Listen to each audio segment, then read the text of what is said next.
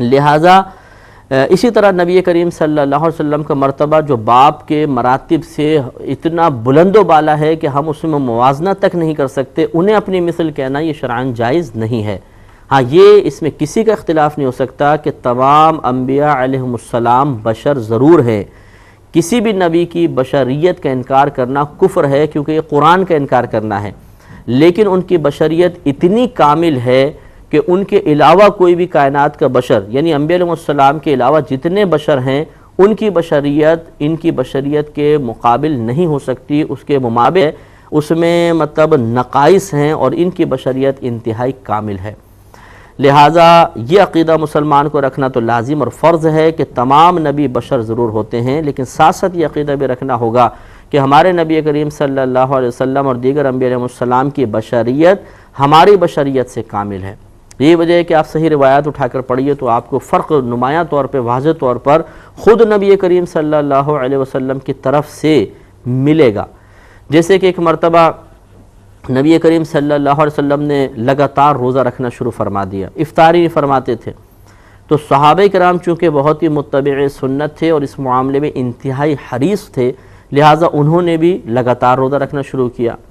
اب نبی کریم صلی اللہ علیہ وسلم کے معمولات زندگی میں کوئی فرق نہیں پڑا، لیکن صحابہ کرام پر آہستہ آہستہ ضعف اور نقاہت طاری ہوئی، یہاں تک ایک وقت ایسا بھی آیا کہ سرکار نماز پڑھاتے تھے تو صحابہ کرام دوران نماز ضعف کی وجہ سے بعض وقت گر جایا کرتے تھے۔ تو نبی کریم صلی اللہ علیہ وسلم نے دریافت فرمایا کہ میں تم پہ نقاہت کے آثار کیوں دیکھ رہا ہوں؟ تو انہوں نے عرض کیا صلی اللہ صلی اللہ علیہ وسلم جب آپ نے لگاتار روزہ رکھنا شروع کیا تو ہم نے بھی رکھ لیا اور ہماری یہ حالت ہو گئی۔ تو نبی کریم صلی اللہ علیہ وسلم نے ارشاد فرمایا کہ تم کھاؤ اور پیو، کیونکہ مجھے تو میرا رب کھلاتا پلاتا ہے۔ اور پھر حدیث کے الفاظ ہیں کہ سرکار نے فرمایا تم میں میری مثل کون ہے، یعنی خود سرکار نے ارشاد فرمایا کہ تم میں میری مثل کون ہے۔ اس کا مطلب یہ ہوا کہ ظاہر کے اعتبار سے بعض چیزوں مشابہت کے اعتبار سے یہ سمجھنا کہ نبی تمہاری مثل ہے یہ بہتر نہیں، بلکہ مجھے تو میرا رب کھلاتا پلاتا ہے، اور ان فضائل و کمالات و برکات کے اعتبار سے اور اس بشریت میں کامل ہونے کے اعتبار سے تم میں سے کون میری مثل ہے۔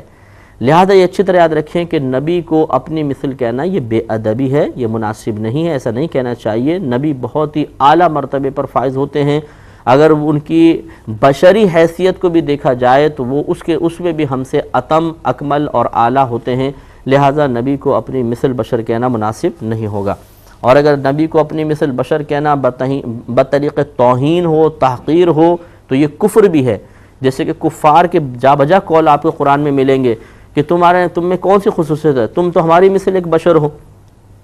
تو اگر کوئی توہیناً ایسا کہے کہ تمہارے اندر کوئی خصوصیت نہیں ہے، کیا کمال ہے، تم تو ہماری مثل ایک بشر ہو، تو یہ کفر بھی ہے، کیونکہ یہ کفار کا مقولہ ہے، اور اللہ تبارک و تعالی نے اس مقولے پر اس بات کے بیان کے بعد کفار کے لیے وعید بیان فرمائی ہیں۔ لہٰذا یاد رکھیں کہ نبی کو اپنی مثل بشر کہنا اگر توہیناً تحقیراً ہو تو یہ کفر ہے، اور اگر ویسے ہی مطلب بیان مقصود ہے کہ نبی ہماری مثل ہیں اور بعض چیزوں مشابہت کی بنا پر تحقیراً نہیں ہے بلکہ ایک حال کا بیان کرنا مقصود ہے، تو بے وقوفی اور جہالت ہے کہ نبی کوئی بھی کسی امتی کے مثل نہیں ہوتا۔ اور اگر ان کی بشریت کا بیان کرنا مقصود ہے کہ ہر نبی بشر ہوتے ہیں، نہ توہین کا پہلو ہے، نہ تحقیر کا پہلو ہے، نہ ان کی بشریت کو اپنی بشریت کی مثل کہنا مقصود ہے، بلکہ فقط ایک بات کا بیان کہ ہر نبی بشر ہوتے ہیں، ہم بھی بشر ہیں، نبی بھی بشر ہے، فقط اس حقیقت کا بیان مقصود ہے، تو پھر یہ کفر نہیں ہوگا۔ لیکن عوام کے اندر ان باتوں کو بیان کرتے ہوئے ہر چیز کو مناسب انداز سے بیان کرنا، ان کی قیودات کا لحاظ رکھتے ہوئے بات کو بیان کرنا، بلکہ ان قیودات کو ذکر کرنا تاکہ عوام ہماری کوئی ایک بات جو بغیر قیودات کے، بغیر پابندیوں کے بیان ہو، اس سے کوئی غلط نتیجہ مرتب نہ کر لے، یہ بہت ہی ضروری ہوتا ہے۔ تو نبی کریم نے فرمایا یعنی اللہ تعالیٰ نے ارشاد فرمایا کہ قل انما انا بشر مثلکم، اے حبیب کریم صلی اللہ علیہ وسلم آپ فرما دیجئے کہ میں تو محض تمہاری مثل ایک بشر ہوں، یوحا الیہ، لیکن فرق یہ ہے کہ میری طرف وحی کی جاتی ہے، انما محض الہکم الہ واحد، تمہارا رب تو ایک ہی رب ہے۔ انما کلمہ حصر ہے، کلمہ حصر کا مطلب یہ ہوتا ہے کہ یہ بات ظاہر کرنے کے لیے آتا ہے کہ آگے جس چیز کے بارے میں جو خبر دی جا رہی ہے وہ خبر اسی چیز کے ساتھ خاص ہے، کسی اور کے لیے وہ ثابت نہیں ہوگی۔ لہٰذا اب اللہ کے لیے آگے بیان فرمایا کہ الہکم الہ واحد، تمہارا الہ ایک الہ ہے، تو تمہارے الہ کے بارے میں ایک ہونے کی خبر دی گئی تو وہ اللہ کے ساتھ خاص ہے، اس کا مطلب ہے اور کوئی الہ نہیں ہو سکتا۔ وآخر دعوانا ان الحمد للہ رب